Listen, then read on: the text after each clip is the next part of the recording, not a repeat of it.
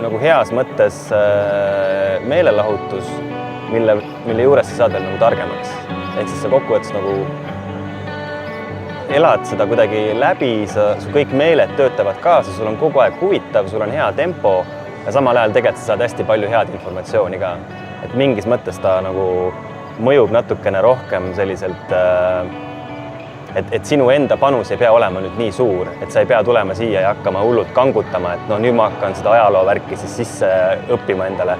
Et sa lihtsalt tuled, oled selles nagu asjas kaasas ja tegelikult saad hästi palju teadmisi, et minu jaoks ongi nagu väga tore, kui sul on võimalik panna kokku ka teatris need asjad, et sa ühest küljest saad mingi kunstilise elamuse ja samal ajal saad ka targemaks. Et siin mulle tundub, et need kaks asja said ilusti kokku. Mul lemmikeksponaat on siis kohe täitsa alguses, see on see Maasilinna vrakk ja seda mitmel põhjusel, et ühel põhjusel sellepärast, et tõesti tundub muidu selline asi, mida sa nagu vaatad korra ja lähed edasi, aga selle nagu audiotuuri ajal ma sain seda üsna kaua vaadata, ehk siis ta kuidagi tõesti lõpuks hakkab mõjuma nagu sulle visuaalselt ja teistpidi ta annab väga hästi edasi